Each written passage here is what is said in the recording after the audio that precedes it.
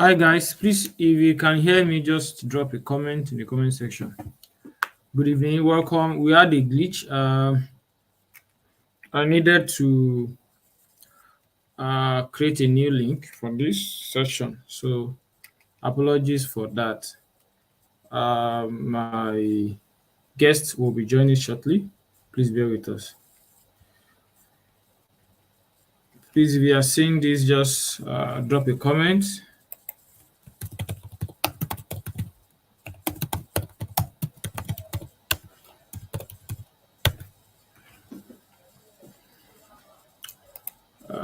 We are going to start shortly.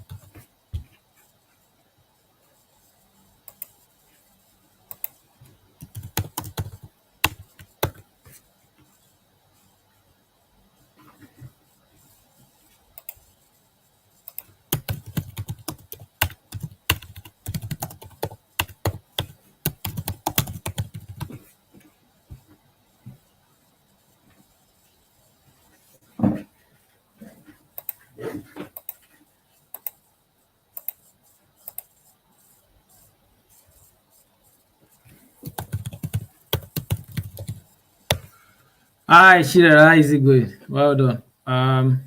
Sorry, we had a glitch.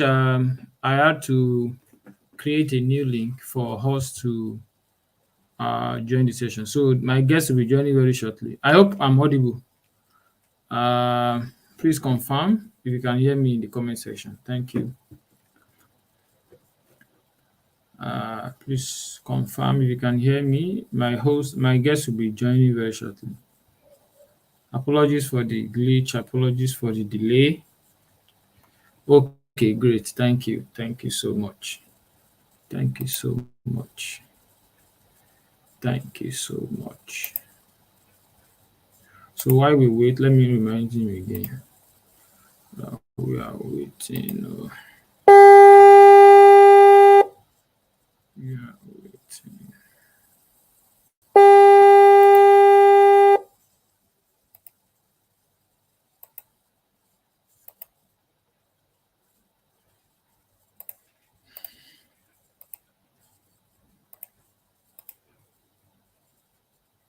Oh, great. Before the session starts, Chidera, I know a lot of people have wanted to join now, but because of that, most people might not have seen the new link I shared. So, but even with that, you can just drop your questions. Just drop some questions if you have. If you have some questions relating to the topic, outside the topic, just drop it while we just discuss it before he joins, and then we can take it up from there. Questions. I know you've been engaging a lot of stuff you've been doing. Great work. Great work. Great work. I must commend you. You've been doing so well in the feed, and we are glad to be part of your journey.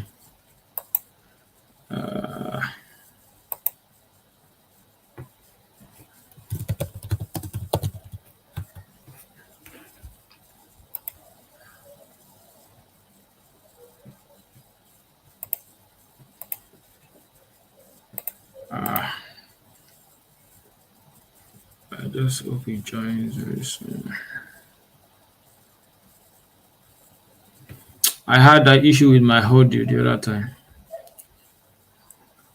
so I had to create a new link.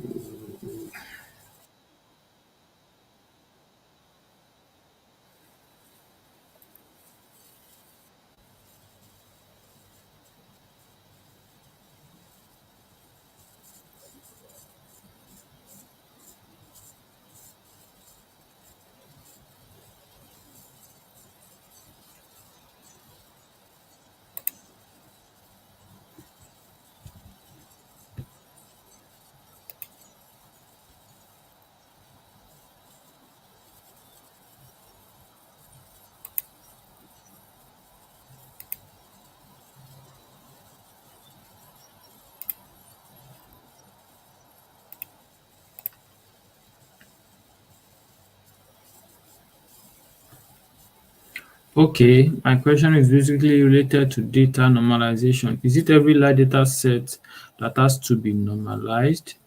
So the first, your first question. So, like I think we discussed, data normalization is just a way of breaking big data into smaller chunks, right? Um, Now you are trying to, let's say you have a table that is very big that contains different information and you want to normalize it, all right? You start to break it down into different smaller tables, right? That is, you are trying to normalize. No, so that should be, that is denormalized rather. Yeah, I think so. So now, basically, is it my question is basically, is it every large data set that has to be normalized? So it is not every large data set. Even for some query, for when you are trying to optimize a database, it is even advised sometimes not to denormalize a table, right? The normalization will be the one you are breaking down. Normalize is to make it bigger. So normalization is when you have it a large data set. Denormalization is you now breaking it down into smaller chunks. So it is not every large data set that you denormalize, right? More sometimes, even for query optimization, depending on the database. For Google Cloud now, it's always very better, very preferable not to denormalize, so that you can also fetch data very fast. And the reason why denormalization is discouraged sometimes is because of this. Now, remember that if you denormalize, meaning you are breaking down into smaller tables, you have table A, let's say you have a big table, you break it down into table A, table B, table C, and then a bigger table. Let's say you have a sales table, and then you try to break it down and remove the product table from it, remove customer table, and then remove maybe location table from that one table. So you have denormalized that table by breaking it down into those three tables. Now, the reason why it is discouraged in some certain scenario is because when you denormalize like that, you have to join. All right. My guest is here. So I will just well So done, sorry boss. about Yeah, yeah. Thank you so much, so bro. sorry about that. Yeah. Unfortunately, I got to my car fuel got exhausted, right? Because Oh, okay. I was driving from somewhere to some hotel again, so I had to go Okay. and quickly fix it. I'm so sorry about Okay. that. Yeah, that's No what problem. Yeah. Nigeria has called us to. It is well. We'll scale through. Yeah. Glad to have you here, sir. Glad to have you here today. Yeah. Before I continue with that introduction of my guest, so let me just quickly. One of the students, or sorry, one of the participants just asked the question, so I'm trying to just answer it while you are coming in. So I was telling you about denormalization. So why we don't encourage denormalization sometimes is because now, if you denormalize, you have to call joins, you have to join, you have to do all those sorts. And when you are running for transactional database, sometimes when you are running a database and you have to join, so the join has to speak to all other tables and it might slow down the performance of that query. So sometimes it is not advised to denormalize. Sometimes you have to normalize. But my guess is here will answer that. We also buttress that again. So the other question was you also see to it. So just keep calm. We have a veteran in there. So briefly before I we start, so I'm just going to introduce my guest. Is my boss, right? And I will say it was my first chief data officer while I was at Azon. So he was so helpful. I would say he contributed immensely to my career, and he has traveled far and wide. I'm just going to do a brief intro. Sorry, if you just give me that opportunity. Please, 1 minute. I put this up already. Okay, so Mr. Rashid he was the COO, Chief Operating Officer at Retailer. Then afterwards, he became the head of research, data science, and software management as GDM. GDM is a very well-known company in Lagos.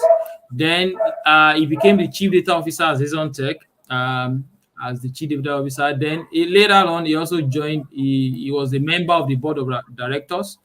It was once the big education platform in Lagos, Eco Innovation School, one of the best um, digital school in Lagos. He was the provost, and currently he is the founder and the chief business officer at The Aggregate. The Aggregate is a company that is into helping companies, helping businesses, gather data, no matter what the data is. I was pitching that to a friend of mine. He wanted to. He's working on some project, and I said I have a very very viable company that can do that for him. So the aggregate is one of the best. If you are looking for, even for any participants that are joining, if you want to venture into a project or maybe a big project, the aggregate is your go-to. Registered in the United States and Nigeria. So yeah, so you can see that without saying much, this we have in the house a veteran. He's have over 10 years experience in the data space. He's been in the game for years. We call him a veteran in the game. I'm glad to have you. So yeah, you can just drop a comment to welcome Mr. Rashid. He's been busy, and you can see he has to just squeeze out time to ensure he's there to pour out his mind and educate the people. Yeah, so that's it. I don't know if you want to add something, Mr. Rashid, just Yeah, yeah, as yeah. an introduction. Yeah. Thank you very much. I hope everybody can hear me, right? So, yeah. Yeah. So, I'm just very honored to be here. So because Michael has been a very great guy, right? I want to just thank you again for putting effort. Not just because you introduced me, but because you put so much effort to actually get to all of this together, and then making sure that people could come up and speak about data and all of that, right? Basically. So for me, I think he has done all of the introduction that he needs to do, basically, right? But again, while I'm trying to talk about my background, right, you will understand some certain things about why it's easier for some people to get into the data space at a very earlier time, and then they get along, they can actually do anything, and I can boldly tell you, I don't learn things because I want to learn. I learn things because I want to solve problem, because there's nothing you want to bring in the data space today that people talked about so many things, right? When I want to solve problem, I just land my hand on that thing and I start using that software or any tool that anybody want to use around the world. Because the reality is, I have a background in demography and statistics, and I have been writing statistical programming language right from university days in the University of Ife, and that is just the background for me, right? So I understand data right from the school days, right? So getting into the space of data, and all of that, even when there's not much around so many things around data like this, it has been a very nice beginning. So I think he has done a lot of introduction, about me. Yeah, thank you everyone for joining this call. Yeah, thank you so much, boss. Thank you for honoring us. So let me just start right away. The first thing is we are discussing understanding business needs as a data professional. So, my first question will have to be that now, what are the principles, the guiding business principles that a data professional should know, right? Because I discovered that a lot of newbies now, fine, which is good. At least you learn as you grow. You just see that people are just pushing out, they just push out dashboard. Hey, I did this dashboard. I just built this. I use this data. Now, and in as we are having a more people joining the data space, it is very important that the competition becomes stiffer, because now it's not just about building nice dashboard. Now you have to bring in something extra. So which is why I think people need to also understand the business side of things. When you build a dashboard, do you understand? Because if you don't understand the business side, you won't be able to think like a business person. You'll be able to give them the metrics and the KPIs that will really drive that business forward. So I want you to help us. What are the guiding principles, like business principles as a data professional, that they should know? So yeah, I don't Yeah, even for me, understand the right? question. So what are the business principles that a data professional should know first before even saying, yeah, I want to. Yeah. Yeah, thank you very much, Michael. Right. So I'm not sure. I wanted to present a slide before, right? But again, I've seen that a lot of people are going to drop questions and all of that. But again, I can still do, right? So, just looking at your question, for every question you're going to be asking me, right? I'm going to be answering this question with cited examples of consulting with multinationals over the years, right? So, and I'm going to start your question by me consulting for Nestle PLC from 2017 to 2018, right? Nestle Nigeria, right? So the first thing everybody must understand is really, because I've spent about 7 years in the FMCG industry, right, consulting for different multinationals over the years, right? So um, the first thing you must know is when you join a business, right? No business values you, right? But no matter who you are, whether you are a data analyst, you're a data scientist, you're a data officer, or data engineer, or anybody you're going to call yourself, right? No company values you if you cannot add 1 naira to the revenue of that company. And that's the reality. And I've told a lot of people this. Have told a lot of people. I've said it to a lot of people. People don't understand it. People just feel I'm just going to be a data analyst. You can forever be a data analyst, and the company does not value you, right? And let me just give you an instance, right? So when I joined Hmm. Exxon Holdings in 2017, right? I met a guy who was going to, there's a company the top company that turned to Bolt. I've forgotten the name. Yeah, there's a company that turned to Bolt, hailing driving Oh, bus company. wow. Yeah, so the guy was leaving Yeah. for that company that I've forgotten the name, very popular name. They were competing with Uber that time. It just came in, everybody just came in that time. Uber and all those guys just came in, and the guy was leaving. And they were managing a project in Exxon Holdings with Nestle PLC, and they are doing about 120,000 stores across Nigeria. And they are aggregating data from 120,000 stores every blessed day. And what are these data all about? These data are all about, how much are the drop size of Nestle products in these 120,000 stores across Nigeria, right? And then they are trying to Mm-hmm. ensure that Nestle PLC have visibility in all these 120,000 stores. They have a database application, that they use in collecting this data, and they have food soldiers out there who are gathering this data. And when this data comes to the back end, you know how voluminous the data is going to look like. A data record, just one single data record could have approximately 42 data points, right? So, Wow. and imagine this data coming in, and you need to ensure that you are doing analysis, right? So sometimes I come to the office on Sundays to ensure that this data is being fetched well and it's being analyzed and all of that. But it's something I realized, my first 2 3 weeks, working on this data and throwing analysis does not make sense to anybody. It does not make sense to anybody. There's a visibility manager, national visibility manager, I can remember Mr. Shok Madele and the likes, Mr. Tayo in Nestle, and then the country manager of the speech and Ghana and the likes. We needed to work with them that time. And most of the analysis I was doing does not really make sense to anybody, right? And Mm. Mm. I begin to now, because when you enter a company, you're going to have people who are actually running the project. They just come in as a data analyst. Mm. And I begin to now entering the shoes of all these guys who are actually running the project, and understand the business Mm. implication of which of the analysis that I'm running. So at the end of the day, Mm. I am supposed to actually manipulate some data because, it will not make sense when it gets to these guys, right? So Mm. Mm. and we're really consulting, for them. So again, I need to understand what exactly some certain nomenclature means, what is must-have goods, what is good to have product, what is SKU gaps.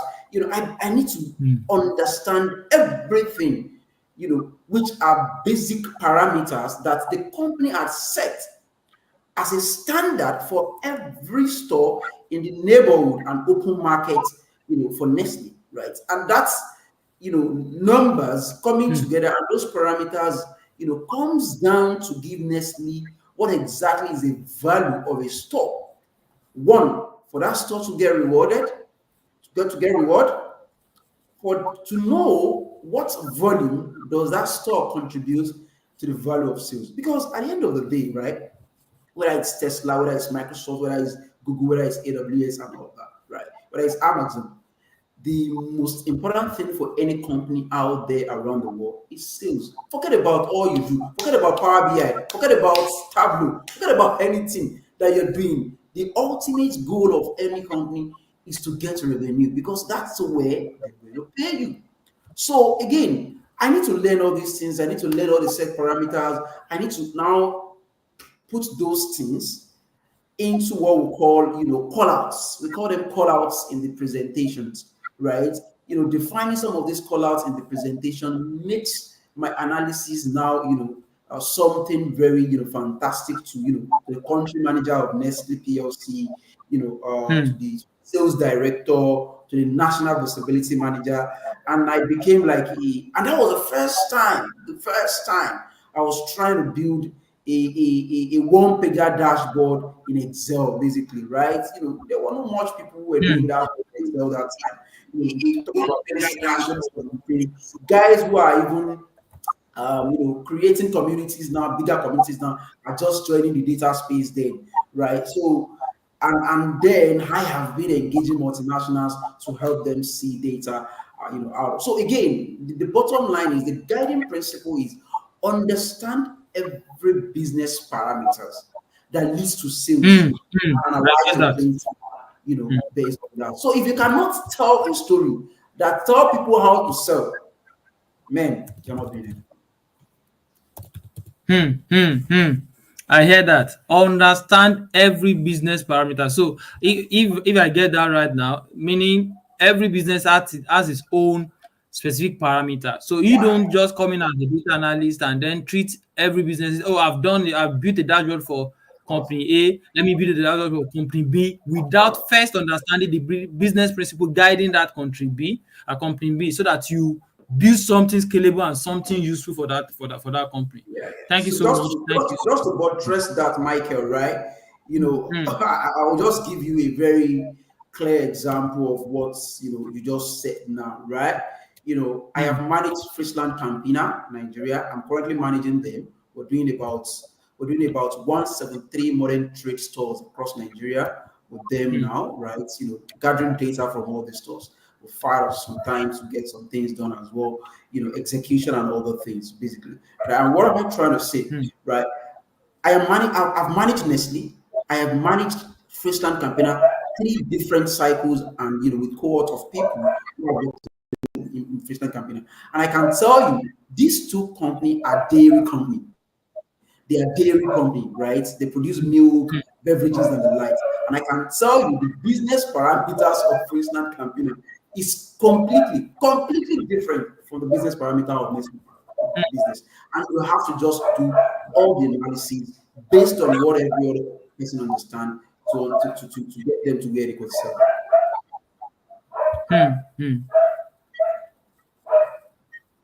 hmm, hmm, Massive. Massive.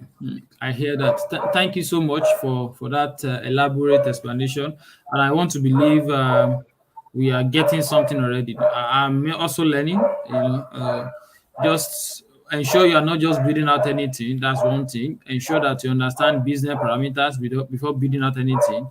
Ensure you understand the intricacy of the business. Every business differs. So if you are building a sales dashboard, you see the data online, and you are building another sales dashboard from another. Understand. So it doesn't mean it's a sales dashboard and a sales data, and then you saw another sales data. It doesn't mean you have to build out the same dashboard with those two data. They are different. The intricacies are different, and you have to treat it Yeah. as such. Thank you so much. My next question will be that now, because if you now understand the parameters, now how do you now align your data skill with what a business wants? And the reason why I'm asking that is, I've seen guys build out very beautiful dashboard, very beautiful, right? But when you check what they've built, maybe few KPIs that speaks to what the business wants, And if you ask them, okay, do you understand the business? Yes, to some extent, the way they answer the question, so I think they understand the business. They know what the business is driving at. But now bringing it into what they are building becomes an issue. So in this place now, I want you to help us. How do you now align your skill, your data skill, your dashboard skill, how you can build DAX and the rest for depending on the visual tool, or depending on the, even if you are a data engineer, data scientist, how do you now, because a data scientist can just keep churning out models that will not really make sense. A data engineer can just keep doing transformations and the rest, and that will not really make business sense. So how do you now align that data skill to the business need? Thank you. Yeah, so again, right? So I am going to, answer your question by just, sharing something, maybe present something to these guys, right? Okay. Online, basically. So again, so let me just tell you something. I don't think data analysis, right from what I've studied for 4 years and I've been studying for over 12 years now, is actually dashboard. Dashboard is different from data analysis, right?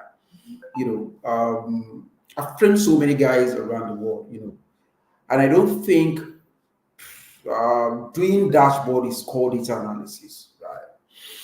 Right, because there are different ways people could do Say that. dashboard, right? Hmm. I can boldly tell you I have guys who use UI UX, which is Figma, to build dashboard. I can tell you I have guys excellent to excellent finance dashboard. And I can boldly tell you I have guys who build dashboard with Canva. I don't know if you've used Canva. Anybody who is familiar with Yeah, yeah, Canva? yeah, I have yeah, guys yeah. who build excellent dashboard with Excellent. Canva. Hmm, Right? hmm, I can hmm. tell you guys who can build excellent dashboard with PowerPoint. Right? Hmm, So the dashboard in itself, right, is not data analysis. Right? hmm, hmm. I So hear data that. analysis goes beyond dashboard. And I can tell you boldly, the only thing that you should actually align your skills with business is that align, or let me say, forget about skills first. Align your problem solving thinking toward business, right? Because you just need to solve problem. Nobody cares about how you solve that problem.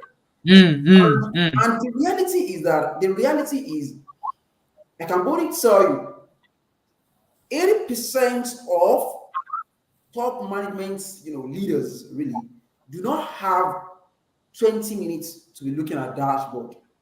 I agree. I agree. They do Hmm, not have it.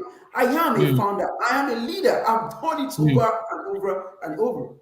Right? hmm, I'm running a business now. I do not hmm, have time for anyone to actually send a dashboard to me. Right? hmm, So hmm, business leaders really don't have 20 minutes of their time looking at your dashboard and how fine it is, because hmm, they have to pay salary by the end of the month. What hmm, matters to hmm, them is what revenue do I hmm, generate by the end of the month, right? hmm, And just tell me a story, right? In hmm, fact, people would not look at your dashboard, they're just hearing the story you are telling and how hmm, that story is actually solving a problem hmm, for hmm, business. hmm, And there are two ways you can hmm, solve problems, right? Forget about dashboard, forget about skills, right? Just have a critical thinking capacity and problem solving skills that can actually solve a problem for a company. And I can tell you clearly, I've been in hmm, the data space for 12 years, and sometimes I don't solve problem by building dashboard. I don't hmm, solve problem by building dashboard. hmm, hmm. I can I tell can you I quickly can on attest. I know when I was there, your problem solving is more. It's not really dashboard thing. Just solve problem, critical just problems. Hmm, just because the reality is that as a data guy, right? I didn't hmm, expect you that all the time you're just drawing a dashboard. What do I use your dashboards to do? What do I do with your hmm, dashboard? Right? And again, if you are in consulting firm, if you are because when you are working with all these big organizations and all of that, nobody cares about you. You just be a data analyst, you be a data analyst, you be a data analyst. Whether you're working with Globacom, you're working with MTN, you can just be a data analyst if you are not very careful. If you are not asking people, what does this mean? I want to enter this business, right? I want to know what exactly you guys are doing. You know, MTN has actually mm, pumped into Momo and the likes and all of that, right? Can mm, you mm, understand the Momo business and say, guys, I can drive this business and I have data mm, skills, right? And I can solve so many problems that we are seeing every day in this Momo business, right? And mm, it could be that you're going to be writing code. You're not actually doing dashboard. And that's the reality. And I'm going to just share something very quick with you, right? mm, mm, I we got a gist. You know, I was running my business and I have a parents company. We normally work with big multinationals. So we got a gist from Ambassador some few days ago, right? And then a few months ago that they're going to be running a national consumer promo across mm, Nigeria, right? And that national consumer promo will require that we have brand ambassadors who are like field stars or food soldiers. We call them food soldiers in different about 200 plus outlets in the open markets and mm, in the modern trade stores across Nigeria, including my Maiduguri, right? And then we are going to be gathering data of every consumer who submits a wrapper of Onga Maggie cubes.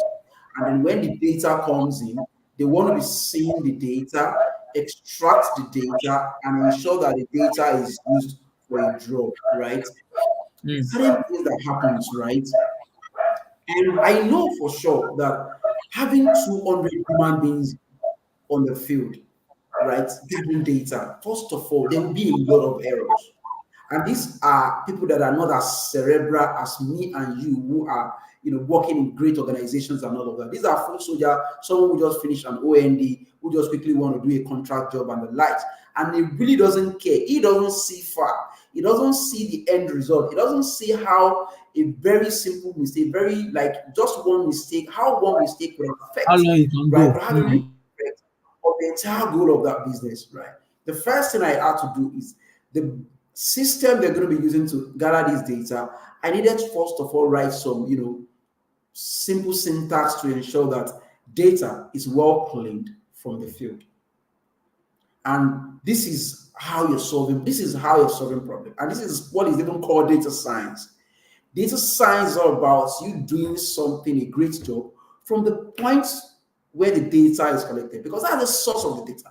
And when the source of the data is wrong, everything will be wrong. Forget about it. So I had to block so many erroneous, information that could come out of the data first. And when the data lands on the system where this data has been collected, I had to write a very low cost. This is another thing. This is another mm, thing. When you enter an organization, right? No organization would want you, especially when it's not Microsoft, Google, when you can be doing a lot of experiments and they're just waiting billions of dollars, right? If you're entering any organization in Nigeria, right, every organization looks for someone who could build solutions with a very low cost. Now, what I did was that I had to write a mm, mm, Python code, right? mm, And low I'm going to cost. share that with some couple of you guys, right? I'm going to share that now, if possible. Just give me a few minutes, right? I had to write a Okay. Python code, right? That's, picks data from the back end system, because it's a Django back end system, right? But there's API endpoints and tokens that you could use to actually fetch your data. So I had to read so many documentation overnight to ensure, because these guys will be seeing the data that are coming in already, basically. So let me share. Just give me some few minutes. So I had to write, a Python code creates a quick data lake where all these guys in Promaxidor can actually, pick their data and they can see their data coming real time, right? So let me see if I can share my screen. Let me Okay. see if I can share my screen. While you share, I just want to reiterate what you said now. And I want our participant to anyone joining to catch it. So, if I get it right, I said anything you are building must be with the financial capacity of the company you are in mind. Meaning, if you are building anything, don't just build out anything that your company cannot. Even though it's valuable, you to you maybe it's valuable, but the company cannot afford it. So in that way, you have not made any sense to the company. You have not added Yeah, value. yeah. Of Your course, the of course. value you're adding must be in accordance to the pocket, the financial capacity of the company, which is very Yeah, critical. Thank you so much for that. that's the Thank you so much. reality. That's the reality. That's just the reality. You have to just understand that every company you work with, right? Have to deal with a lot of things, and then you have to understand that these companies really do not just want you to just keep building things without you getting them the value that they need, right? And that's very important for anybody who is building anything at any point in time, right? And then you must ensure that the businesses you are building things for, right? They are looking for how you can add value to their to their businesses, right? And then not just taking much from the businesses. So I'm just going to share with you, right? A quick overview of the code that I need to write. So I know that I can actually build a dashboard, right? And Mm-hmm. I can also sorry, can you see my screen? I think Yes, everybody can clearly, see my clearly. screen. Yeah, you can Oh, see. so these are just the GitHub files that that put out the data, and this is not analysis. This is not dashboard, right? Nobody's Hmm. building any dashboard. Nobody's building any dashboard here, basically, right? This is just basically creating some values for the company and ensure that data are being fetched through time, right? So I had to build something called a data warehouse, .py. So creating all my virtual environments in Python and all of that. I built a data warehouse, right? And I'm fetching data from a platform called Kobo Toolbox, right? This Kobo Toolbox, it's a platform where you can actually, use for, data gathering and all of that, right? And after Wow. fetching my data and, I extracted so many information that I need to extract and then Hmm. pull the data into a function and all of that, and then ensuring that the data is well captured and all of that. I mean, the data, it gives me a Hmm. lump sum of the data. And the reality is, while you are fetching this data, right, you're fetching the data that is on a Postgres server on a different system somewhere, right? And then there are certain things that you need to do in terms of analysis. So I quickly deploy Streamlit, because I Hmm. don't think can I deploy because Streamlit allow you to actually use so many function decorations that allow you to actually cache so many data, cache some resources, and all of that that you need to extract as value and all of that. Every time we run this data basically, and then after I created my data warehouse, I then call something a dashboard, and eventually it's really not a dashboard, right? I call it dashboard.py, a daily dashboard.py, and this daily dashboard.py just give them, currently they are extracting about 60,000 records of data from this code, Wow. right? And it's being fed from the backend because it does two batches. This is one batch from that data warehouse, right? I'm using Kudu Extractor. Is a Python wrapper for that particular platform. So you can see that I put something here as time to sleep, right? If you've been in the data space over the years and you're running something like a pipeline, which you're not using Airflow and all those platforms, right? If you're not using those Hmm. platforms, because I want to save cost. Because if I'm using Airflow, if I already aggregated Hmm. 60,000 and I'm Hmm. using Flow, Hmm. those guys are Hmm. going to cost me. They are really going to Hmm. cost me. And company So might what not I be able to afford that, and you are not yeah, saving cost that way. Hmm. yeah, yeah. So what I need to do is, I need Hmm. to first of all fetch 30,000 records of data. Then I do my request is going to sleep for 5 seconds. So my request is going to sleep for 5 seconds, and this is what it means by time the sleep, under 5 seconds. Then I'm throwing another request. Yeah. So I'm throwing another request to get me another 30,000 record from where this one stops. And I created two warehouses. This is warehouse one, this is warehouse two. After creating those warehouses, I because they come in JSON, I normalize the JSON using pandas. Right after doing that, I need to actually now bring the data together, the first warehouse data and the second warehouse data, concat them using pandas, and then ignore the index so that the data can come in a very, and I have to remove duplicates of certain things that those guys are still running, and if you see it, this is a practical data. These are data that come Mm, from across Nigeria. You can see Lorin, Akure, Abuja, Oyo, Ibadan, Lokoja, Lagos, Minna, Kano, Uyo, Benin, Kaduna. You can see Oshogbo. You can see mm, Maiduguri. This is what it means to work as a data analyst. Forget about the noise out there. If you haven't worked mm, on data like this, nobody respects you out there, right? And that's the reality, basically, right? And this is how I had to fetch all the data from all the redemption centers across Nigeria. And then I have to now, set out the columns that I'm going to need from the entire data, because sometimes when data comes from a back end application, it comes with a lot of data points. So it could be 60 data points. I have to fetch the ones that I need and then rename them to something that is clear and it makes sense to people that would actually be fetching the data at the end of the day, basically, right? And I need to do some, function wrappers and functions as well, so actually claim the data based on some, errors that could come, this is and when you see massive. this Mm, decorator, this is mm, actually, I'm catching this function to actually not run every time. So mm, when it runs once, right, it's already cached, the function operator, right, which is actually this, right? This is the function operator. It cached it, so it does not need to, repeat that function every time.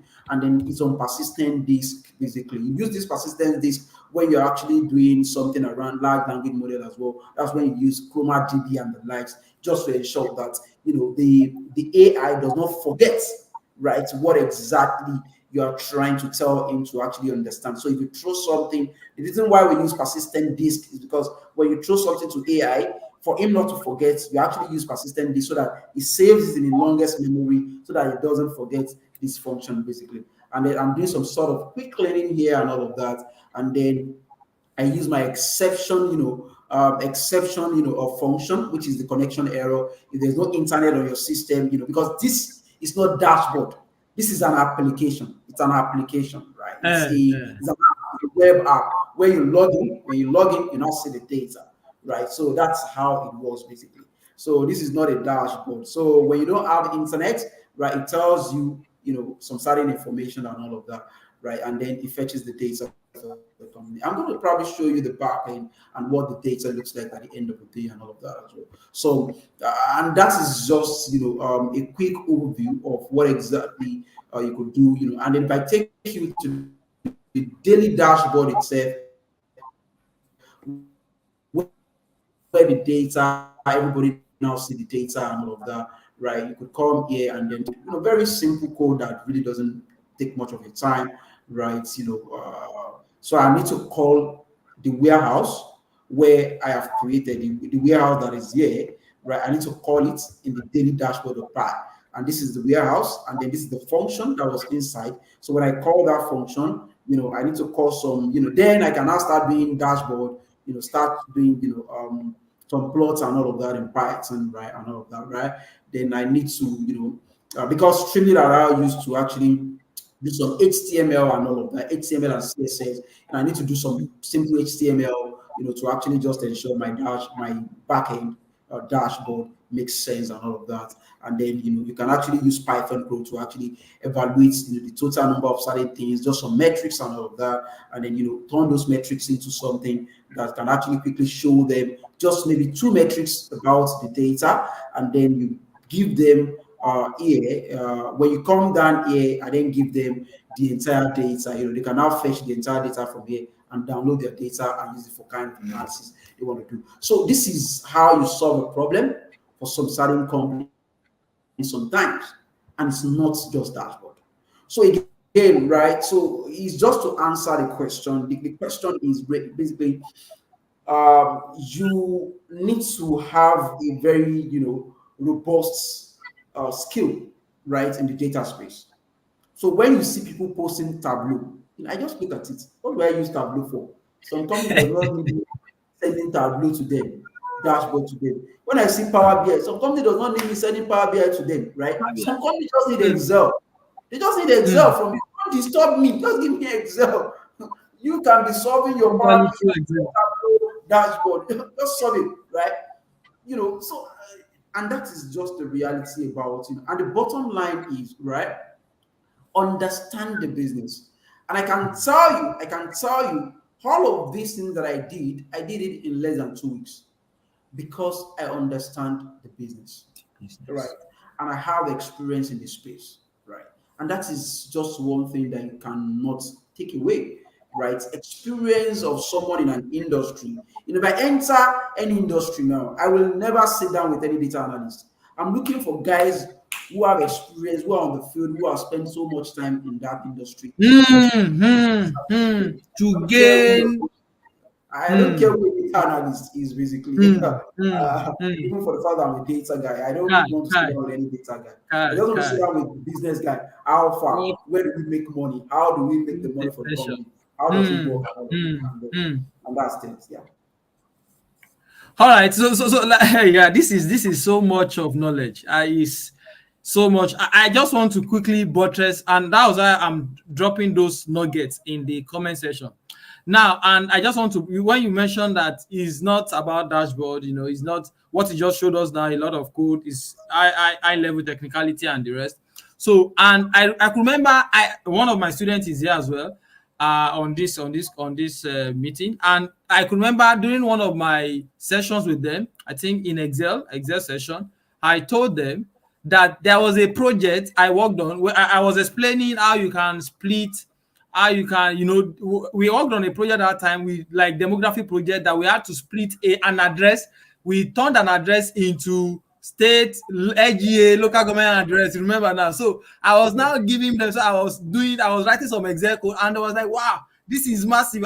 So just to buttress, and the same thing I could remember. One of my managers, one of the senior managers, right at MTN currently, he had an issue, right? And then he said, "Can I solve this?" And I was able. I remember when we are using his number search to categorize into edges and the rest. I just gave it. I said, "Wow, is this still possible in Excel?" And just to protect what I was saying, that is not those things now. That's not dashboard. These are intricacies, and those projects I did then while I was with you, really helped me. Intricacies of data. So, like the same thing, I can remember when I came in, one of the things that really blew me up among the team, wow, is this also data? They were wild because now I was showing how you can harness the power of Excel and then Power Query and all this low code tool that you can Right. write really good code, as in complex code with them, and you can really analyze with them even with before building all these the dashboard. And that's why Yeah. I just, when you mentioned that, I said yes, this is it. So as you are learning, please ensure that first, like he said, you have to, anything you are doing, you have to ensure that you are saving money. And I can remember confidence or something happened when you mentioned Momo. That was why I mentioned this now. Something happened. There's a challenge that they wanted to do, that the company wants to do, and it involves that we um ensure that any issue, any problem, sorry, any solution you are trying to provide, ensure that it does not cause the company a lot. There are some things that the company has really, even for now, penned, that they are pending, that because they need solution that will be on low cost. So if I'm a data professional and I think we provide one and we said, okay, let's do it this way, and we're still doing it to that because it pays the business. So saving the company cost is very important. Not just building alone, not just yes, good to build dashboard. Ensure you are saving, like you said, problem solving, saving the company the cost, not the tool now. Any tool that you are using, ensure that it's in line with what the company wants and it's in line with the company gaining. I learned something from him now. One kobo, every one kobo counts. And I must say thank you so much. Thank you so much for Because this. you must be paid salary now, and you cannot You use must. that. Salary must I be paid. agree. I agree. Yeah, thank you so much. My next question will be, I think you've answered it anyway, but let me still ask, will be that, Okay, you've answered, but let me just maybe you have something to add. How do you think like a business owner?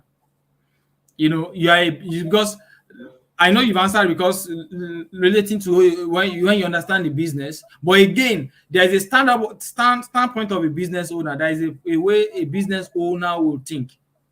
That okay, maybe if you want to build a dashboard, a business owner will say, okay, no, maybe you shouldn't do it this way, you should do it this way. So how do you think like a business owner, as even as a data professional? Because I think if you take it from that standpoint, it will really help you. Yeah. Yeah. So again, right? Thinking, see, let me, it's not, there's no two way about it, right? Every woman who sits down in Idumota market in Lagos or Mount market in Lagos just want to sell. Every company that you see out there just want to sell, right? No matter what you are thinking, whether in your dream, whether outside your dream, right? Just be thinking, how can this business, generate more revenue by sales? And how do I contribute a value to generating more revenue for this business, right? And let me tell you one thing, right? If you join the company today, right, in 2016, PwC and KPMG, they are core financial and auditing firm, right? But when Power BI and the likes came into Nigeria 2016, 2015, and 2017, right? We started seeing, some of these businesses pivoting to data analytics consulting, right? And it becomes very weird because people then find it very difficult to defend it. But the reality is KPMG and Deloitte and PwC realize that this is the future of every businesses around the world, right? And they are international companies, right? And they cannot just sit down and be doing auditing and and then doing financial and all of that, advisory and all of that forever in their life. And you realize that some of them enter into the tech space with data consulting, right? And they're doing very fantastic and bigger things now, right? I can remember one of my boy that I trained in 2017 or 2018, who works for Deloitte, and I think he was doing DevOps consulting for Flutterwave UK, and then through Deloitte and the likes. So those guys have also gone, beyond. And the reality is, when you sit down in a company like a financial and auditing advisory, and you become a data analytic consulting person, it's not, nobody in that company cares about the dashboard that you're building because it's consulting now. You have to sit down and advise a company who is coming into PwC, because everybody respects KPMG and PwC, right? And you need to now advise, you need to solve so many problems for those companies that are clientele of PwC and KPMG. And you now need to tell KPMG and PwC, tell me, this is how we can make money through all these companies that are already your clientele, right?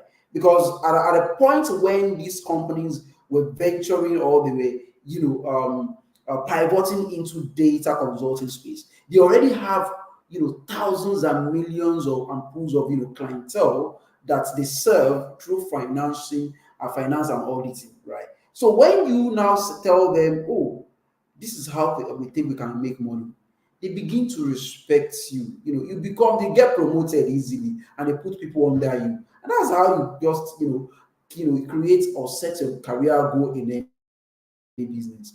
Just think, how can I add 1 naira more revenue, a marginal revenue to this business? At the end of the day, as a data person, that's just is nothing more. I hear that. Thank you so much. How can I add one every minute? So just to put that in context again, this is massive. This is massive session.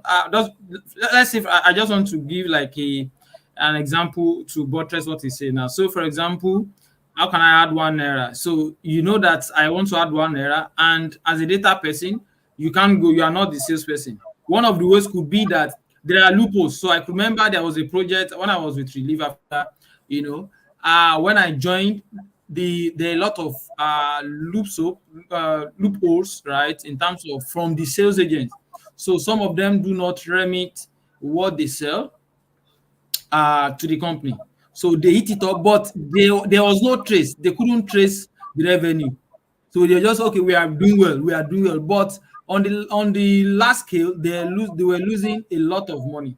So what did I do? I created some avenue, okay, forms for them like this Kobo two, and I learned that from my guy here as well. You know, Kobo two box. Then I introduced like two or three more metrics to for them, for particularly for those guys, the average turn rate and the rest. I can't really remember that, but I created those metrics, and in the space of 3 4 months, we were able to fetch like four or five of them. They were just siphoning the money, the fund of the company. That is now from the data standpoint, I'm not on the feed, but I was able to create metrics, not just looking at the data they have at the moment and then building a dashboard or building a report or something. No, I look critically under. I called some of the agents. What how do you do? What are the processes? So from that process, I discovered that there are some gaps. They're supposed to be. So they just report and then take. So they report. They buy those stuffs at the market from smallholder farmers and then take it to the head office. So, but there was that gap. So there was supposed to be like someone that checks. So the person that checks confirms second level of check and then the third level of check. So from there, we're now able to check. Okay, the first level we bought, second level check, third level check. So the variance from those level of check was where we got that loophole, and then we're able to feature. Oh, now your own knows this. One of them was, siphoning almost close to 15 million naira, just one person. So that is business side from what is that's one kobo. One Easy kobo now. guys. You get? So I'm not just looking at the data the company has and then building something. Now, and that analysis is what he has just mentioned, and these are some of the skills I learned from him, trying to intricacies of data analysis, Excel, what Excel can do, writing Excel code, writing some Power Query code, just some of these tools that you think doesn't matter. That is what really makes you, because then, and they valued me a lot, not dashboard. So you can just build it. We are focusing on dashboard because I'm seeing that because a lot of people are just, when I say I've started my data journey, and I would laugh sometimes. You need to bring in value. You need serious skill, and you need some of these intricacies, and that's why I'm mentioning that. Thank you so much. Thank you so much, boss. I also learned personally from this session. Is a Yeah. lot of knowledge to to to to grab, right? One more questions. I think one or two more because of our time. Okay, I think you've answered that correlation between data skill and business skill. Okay, maybe I should ask. Well, what is the correlation? So, if you say data skill, business skill, what is what is um the middle point, all right, of data skill, business skill? I think you mentioned that as well, but I don't know if you want to say something on that before I answer. Yes. I had, yeah.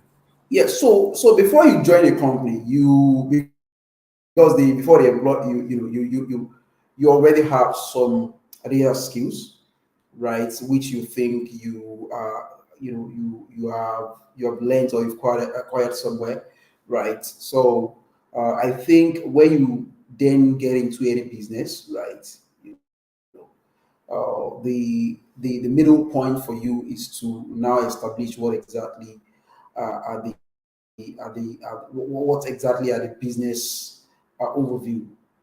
What does this business really want from you, right? And then you begin to see where exactly you will sit, right? Because you will not eventually sit as a completely salesperson, right?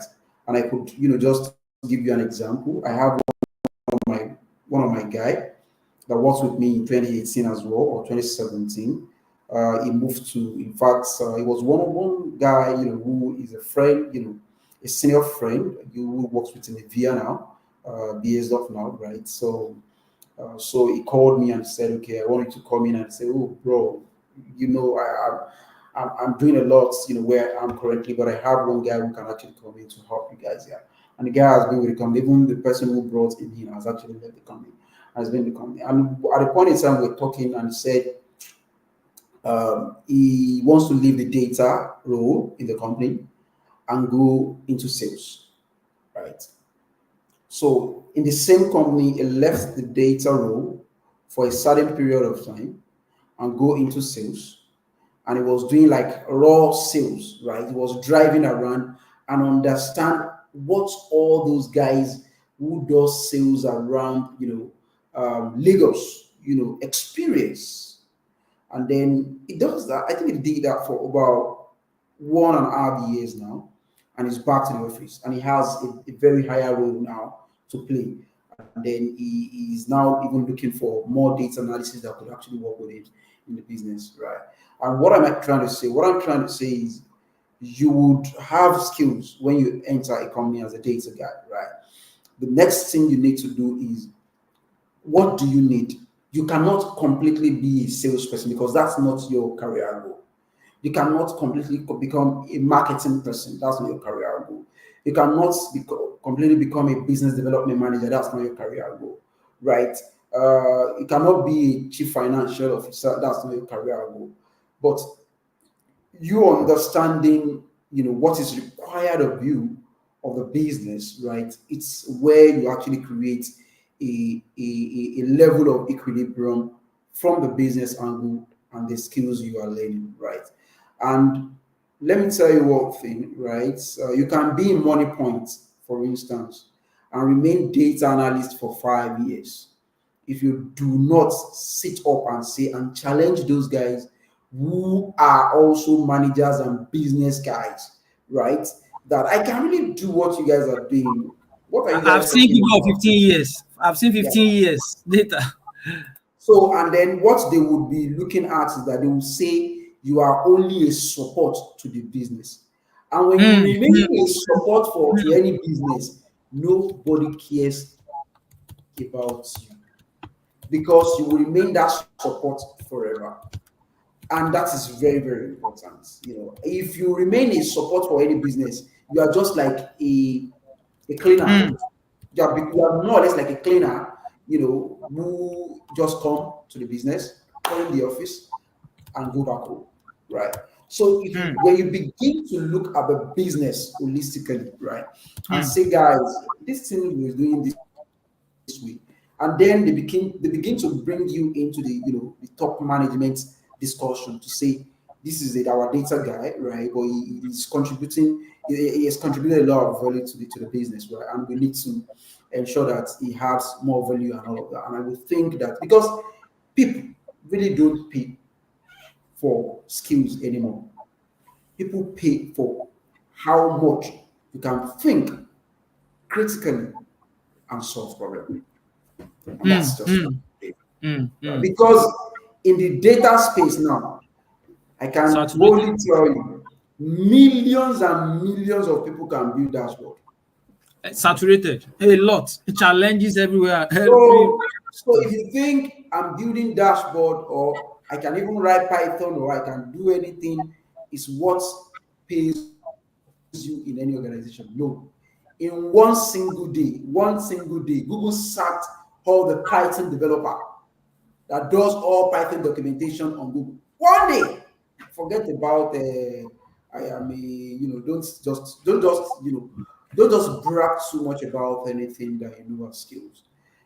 Be humble to actually learn the business because business pays off at the end of the day. Mm, mm, mm, mm, mm, mm, mm. Thank you so so much, man. That's a lot of wow, wow, wow. You will not grow if you don't think from the business standpoint. Business skill, very important, very important. All right. Before we entertain questions, let me just ask the last question, which is I think very key. Now, what are the core values, right, to generating business insight? So more like how do you this is from someone. So how do you um build the skills that helps you generate business value, right? How do you build it? What are the core values you need to build, right, to Yeah. generate business insight? So just to this is a question that I think you may need to ask the top guys in your business, right? But again, because I also now manage a business, I'm going to answer within the scope of what I understand about this, right? So, um, you cannot sit down anywhere in the world and define business for a business owner, right? Because for every businesses, I can boldly tell you 95% of the business in the world now, right? If their financial year is January to December, everybody has shut down by now.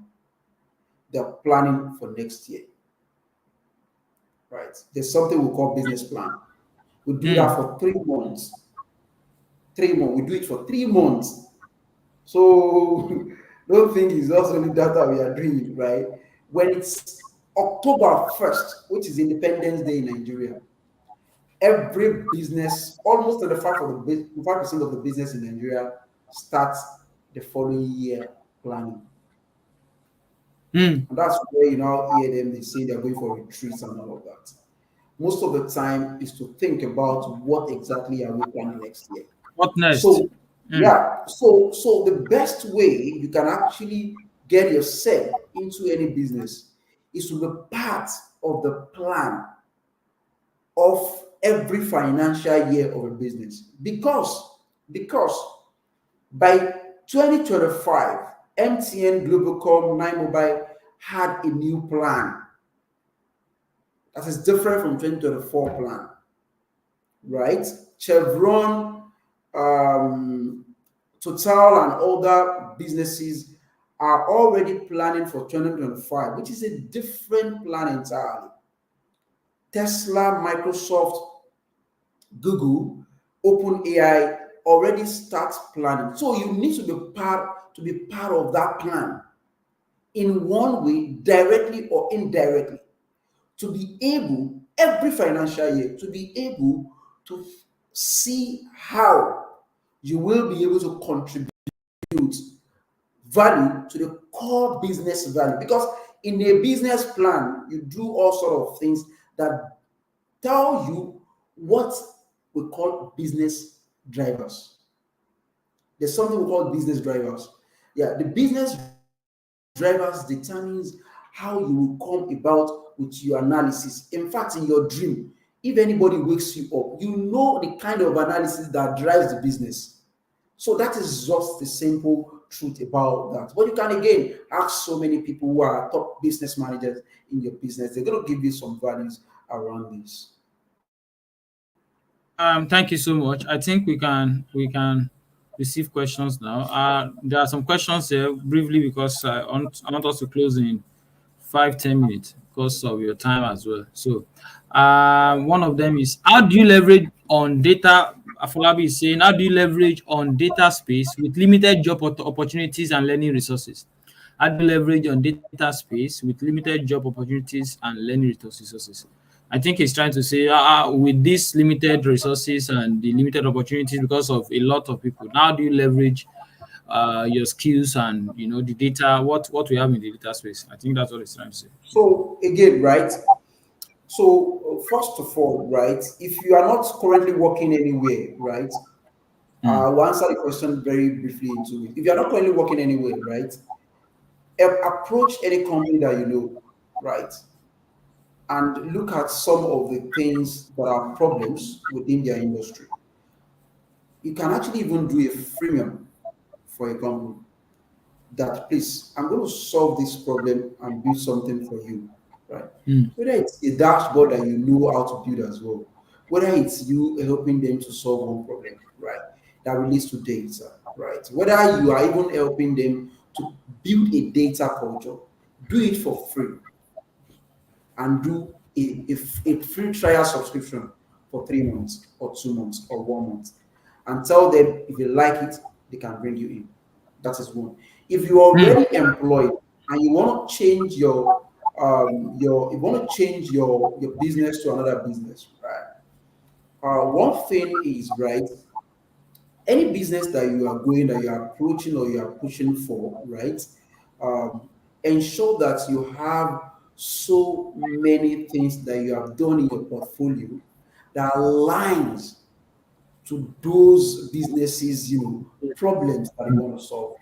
For Mm, mm, instance, let's say you're mm, moving from, let's say, telco to fintech, right? What are mm, the things that you have done within your portfolio? Maybe you've consulted for one mushroom fintech company that speaks to what exactly they understand, right? It helps them see one or two value that you can bring into your business, and that is just how I'm going to answer that question. All right, thank you so much. So another question here, I think that answers the question for Lobby. Chidera is saying, okay, sir, if data analysis is not dashboard, how do you get to communicate the problem solved or discovered to your audience, if not by visualizing it?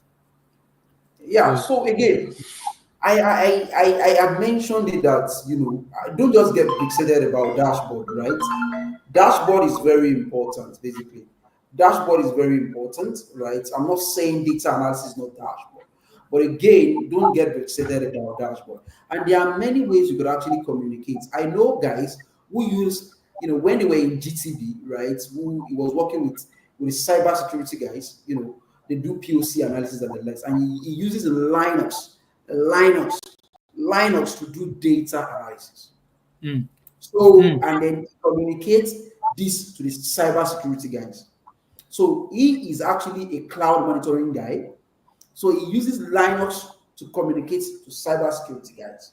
So the cybersecurity guys then implement, right, vulnerability and the likes. So it's not all the time in a company that you're a data analyst that you have to talk to the business guys.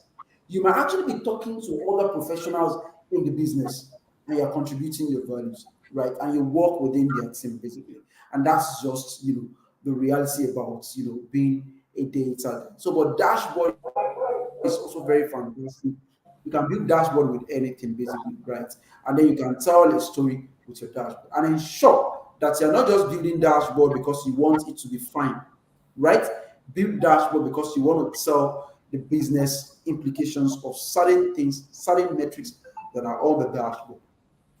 thank you so much. I don't That know if you answers it. understand. Just Yeah. yeah, very clear, very clear. That answers it. I will just say again that like what he said, that's what is important. For again, for example, I remember there are still some companies that uses SSRS, which is a low tool for dashboarding, right? SSRS is SQL Server Reporting Service to do their reporting. So not Yeah, even yeah, quite, not even Power BI and the rest. So it depends on where you are, like you said. So yeah, that's what is yeah. important. Don't get it twisted. One other person is saying this is more technical session. So I think he's speaking to the codes you showed us that time. He's saying which tool must you be proficient to make you stand out? Must you incorporate data engineer skill as a data analyst? Well, so we did not, it's not mandatory that you Mm, have data engineering skill. However, the power of computing, right, is getting very, very increasing. It increases every day. Nvidia has brought up 800 with 80 gig of RAM, which is a GPU that can process data with a speed of light, right? mm, And the power of computing just keep increasing on daily basis. And because the power of computing keep increasing on a daily basis, the amount of data that can be processed within a twinkle of an eye, becomes so very large, right? mm, And then this computing power then causes a lot of problem for people who will consume the data, because people don't want to consume too many data, metadata at a time. They just want to bring out what they actually need from the data, right? And then build some information, some analysis, some data science, some AI out of this information. And that's why a lot of people had to now learn, a very high-end programming language like Python to ensure that anywhere they are in the world, they can work within a team to ensure that their data analysis job is done well. And let me give you an instance, right? In software engineering space, a mm, DevOps engineer does not need to know how to write a code. mm, The work of a DevOps engineer is to basically deploy a written code to a server. But as time goes on, people mm, write nonsense as code. And at the mm, end of the day, DevOps engineers now begins to find it very difficult to deploy codes to different servers. mm, Then people comes together and build a system mm, that saves the work of a DevOps engineer, which is what we call Docker today, right? And mm, then those, you know, begins to, enter into the data space as well. Now you now see guys who actually use Docker to actually, build all the orchestration in the data pipeline and all of that. Okay. And this is because there are series of problems that people cannot solve, and that's why mm, people have to learn things to ensure that, oh, this problem that would make me not get this result, let me just quickly learn it and use it to do my job and get out of it. So you did not necessarily need to learn data engineering skill to be a data analyst, but again, in the future, when you want to solve a problem, you might need those skills, handful of those skills, maybe not every day, to actually solve the problem you want to solve. mm, mm. Thank you so I hope much. Thank that's you so much.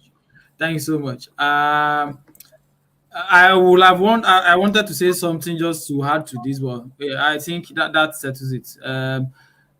I feel so. One other question says, if this skill, so it's still speaking to the code. I think people got distracted with a lot of code you showed us, and so. But yeah, if this skill is related, I think this skill is related to data science. Isn't data science quite elaborate than data analysis? That's a well. question from Chidera. So again, right? Saying that this is related to data Data science. Yes. science in itself, right, is very, very, in 1993, right? A guy called Williams, right, coined the word data science. That was 1993. You see how Mm, long? Because Python was actually, originated from Guy and then Python actually came around 1990 because he built Python when he was going for Christmas in 1989, and then it came about Python in 1990 and 1991. So the word data science, came from in 1993 or so, when a guy called William defined data science as combination of computer science and statistics, right? Nobody was even talking about data that time because those days it was all about algorithm, right? To actually solve basic problem and all of that, right? If nobody knows data will now become something that everybody will be talking about because the population of the world was not 8 billion that time, right?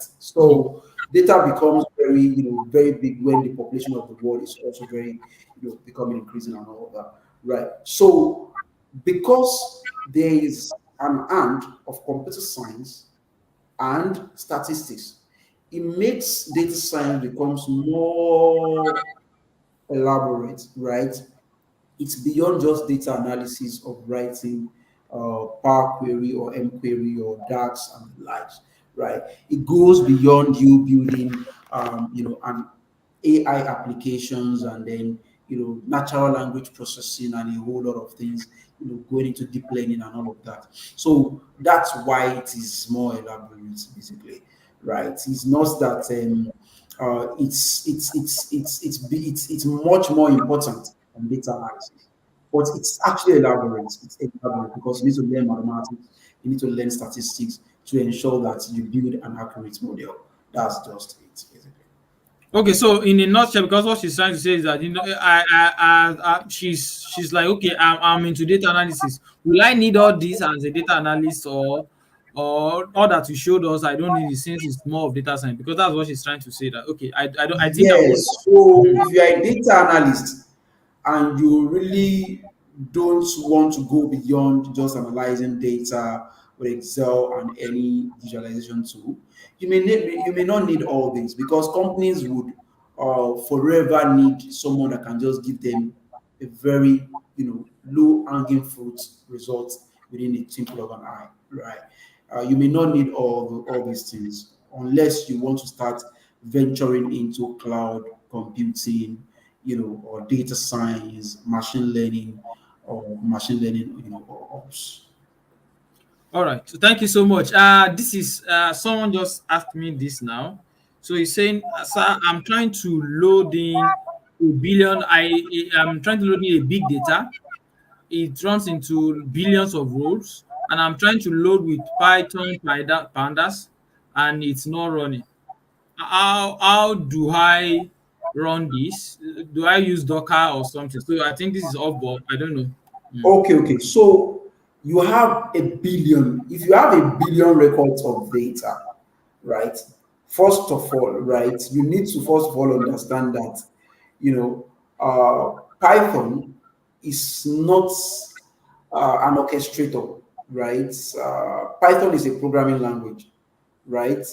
What I think you may need to do is if you have a billion records of data, in fact, database might not be the best for you, right? You could actually choose a data warehouse, right? And then first of all, you ensure that this data is stored somewhere.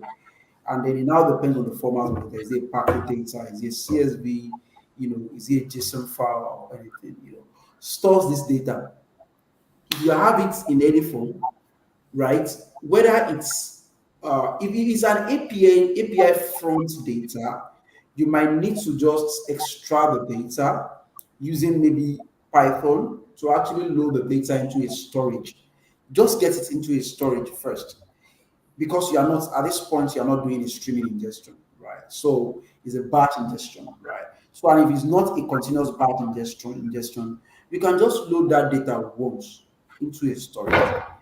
When you load into a storage, whether you load it into Azure data storage, whether it's AWS S3, S3 is very fantastic because it saves cost, right? Or you load it on Google Cloud Storage, basically, Mm. because these are storage that actually can actually take a blob, right? You can take a file, right? So you put them there, right? You can now set a data warehouse, to actually now start extracting the data from that storage to a data warehouse in a smaller chunk that you want.